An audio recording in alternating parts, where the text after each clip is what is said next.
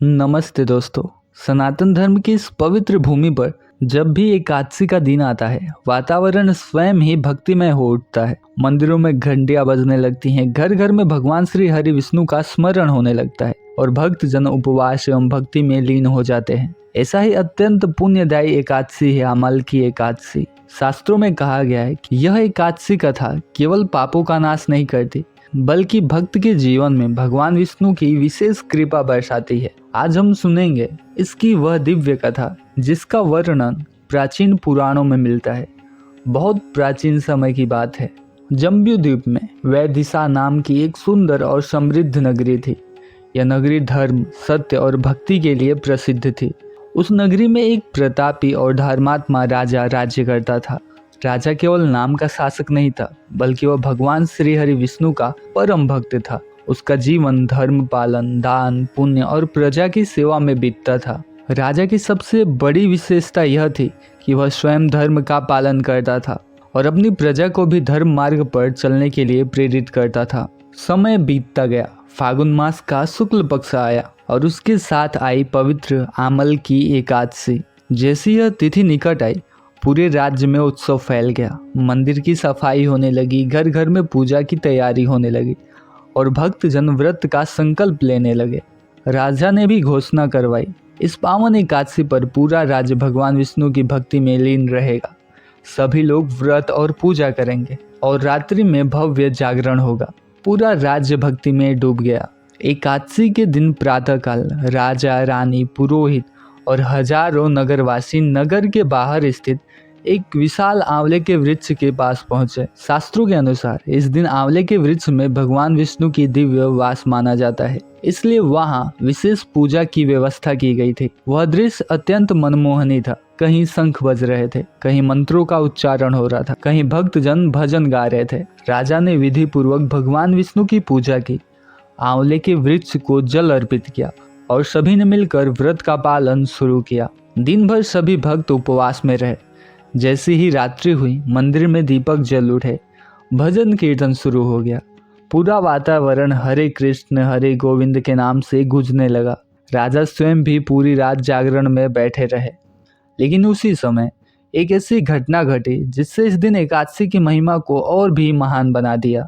उसी नगर के पास एक चोर रहता था। वह अत्यंत पापी प्रवृत्ति का व्यक्ति था। चोरी, झूठ और छल उसका जीवन बन चुके थे। उसे धर्म से कोई लेना देना नहीं था। उस दिन भी वह चोरी के नियत से ही निकला था, लेकिन भाग्य को कुछ और ही मंजूर था। भूख और थकान से परेशान होकर वह चोर घूमते घूमते उसी स्थान पर पहुंचा जहां पे जागरण चल रहा था। वह सोच रहा था कि मौका देखकर कुछ तो चोरी करूंगा यहाँ से। लेकिन जैसे ही उसने वहां का वातावरण देखा, दीपों की रोशनी, भजन की ध्वनि, भगवान का नाम, उसका मन कुछ देर के लिए शांत हो गया। वह चुपचाप एक कोने में बैठ गया। पूरी रात वहीं बैठा रहा। उसने कुछ खाया नहीं, पानी भी नहीं पिया और लगातार भगवान का नाम सुनता रहा। उसे पता भी नहीं चला कि उसने अनजाने में ही अमल की एकादशी का व्रत और जागरण हो गया। समय बीतता गया। कुछ समय बाद उस चोर की मृत्यु हो गई। जब उसकी मृत्यु हुई तब यमदूत उसे लेने आए, क्योंकि उसके जीवन में पाप ही पाप थे। लेकिन तभी आकाश में एक दिव्य प्रकाश प्रकट हुआ। विष्णु दूत का आगमन हुआ। भगवान विष्णु के दूत वहां प्रकट हुए। उन्होंने यमदूत को रोक दिया और कहा, इसे ले जाने का तुम्हें कोई अधिकार नहीं।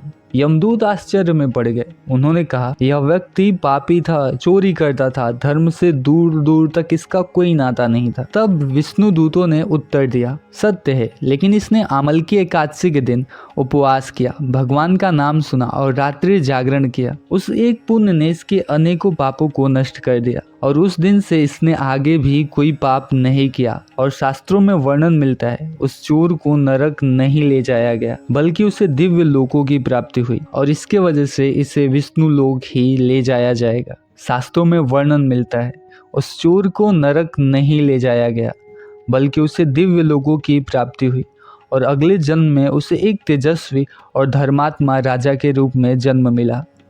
उसका जीवन पूरी तरह बदल गया। वह भगवान विष्णु का महान भक्त बना और धर्म मार्ग पर चला। दोस्तों, यह कथा हमें बहुत गहरी शिक्षा देती है। शास्त्र कहते हैं, भगवान भावना के भूखे हैं।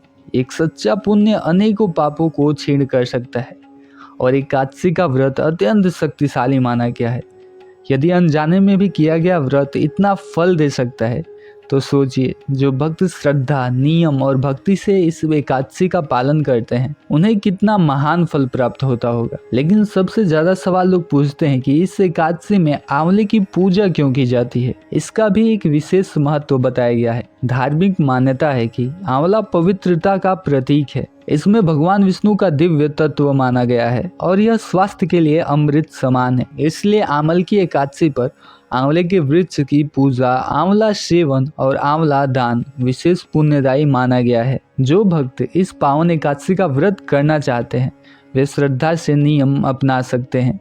प्रातः स्नान करके व्रत का संकल्प लें, भगवान विष्णु की पूजा करें, आंवले के वृक्ष की पूजा करें, दिन भर सात्विक रहें, रात्रि में भजन कीर्तन करें और फिर द्वादशी को विधि पूर्वक पारण करें। सबसे महत्वपूर्ण बात, व्रत में भाव सर्वोपरि है। तो दोस्तों, यह थी आंवल की एकादशी की पावन और दिव्य कथा। यह कथा हमें सिखाती है कि भगवान विष्णु की भक्ति पर कोई भी प्रयास व्यर्थ नहीं जाता, चाहे वह छोटा हो या अनजाने में ही क्यों ना हुआ हो। भगवान श्री हरि विष्णु अपने भक्तों पर कृपा अवश्य करते हैं। और यदि आप भी इस बार आंवल की एकादशी का व्रत रखने वाले हैं तो पूरे श्रद्धा और भाव से करें। भगवान श्री हरि विष्णु हम सभी पर अपनी कृपा बनाए रखें। जय श्री कृष्णा, जय सिया राम। मिलते हैं आपसे नए वीडियो में।